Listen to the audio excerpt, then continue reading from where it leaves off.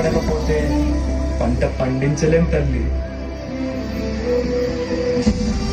అయ్యో భగవంతుడా, దేశం కడుపు నింపి మాకే ఇన్ని కష్టాలు ఇస్తున్నావే. ఏం పాపం చేశామయ్యా? మన ఊపిరి ఉండే వరకు మనకెన్ని కష్టాలు వచ్చినా గాని మన ప్రయత్నం మాత్రం వదలకూడదయ్యా.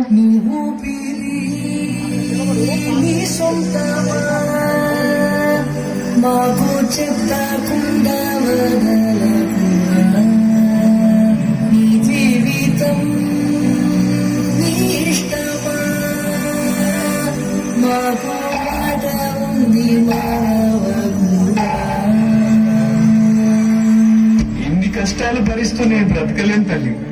దీనికి నా చావే దిక్కు. ఇలా ప్రతి రైతు చావే దిక్కనుకుంటూ ముందుకు వెళ్తే దేశానికి అన్నం పెట్టేవాడు ఎవరైతే మిగలడయ్యా.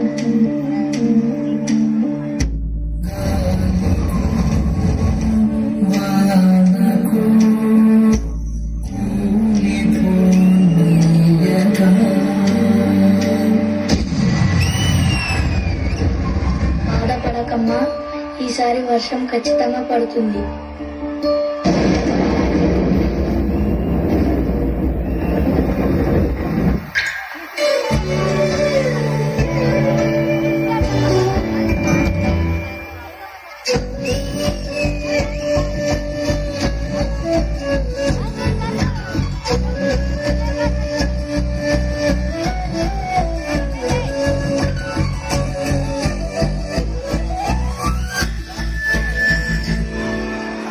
ఈ దేశం కోసం మీరు కష్టపడుతున్నారు కదమ్మా, నేను కూడా ఒక సైనికుడినై దేశం కోసం పోరాడతానమ్మా.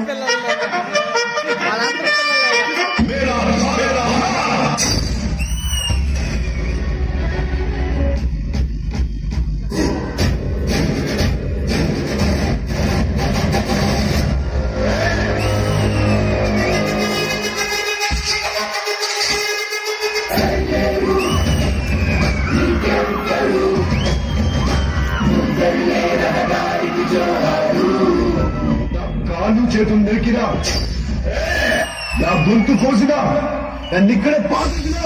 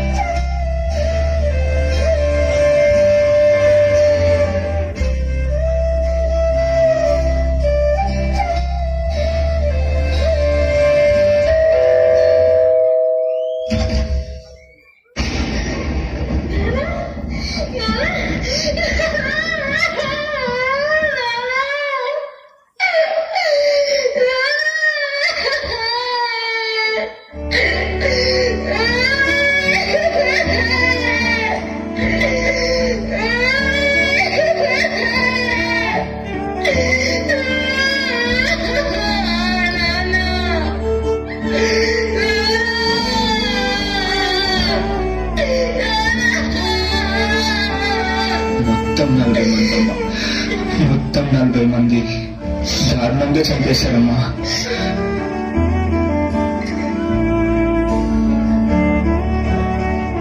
ఎదురుగా వచ్చి ఢీకొనే దమ్ము లేక దొంగ దెబ్బ తీశారమ్మా.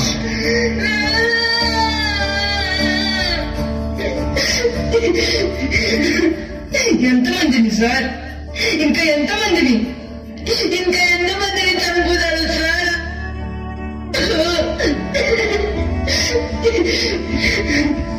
వదలొద్దు సార్, ఒక్కడిని వదలొద్దు సార్. చంపేయండి సార్, చంపేయండి.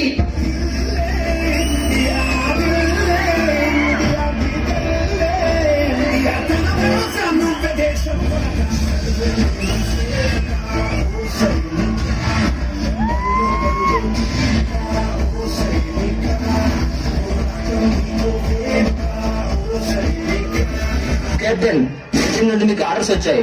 వెంటనే మీరు బ్యాటిల్ ఫీల్డ్ కి రావాలి.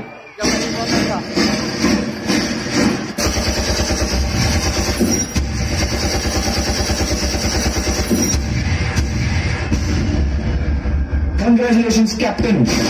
మన మన పంట పండిందమ్మా.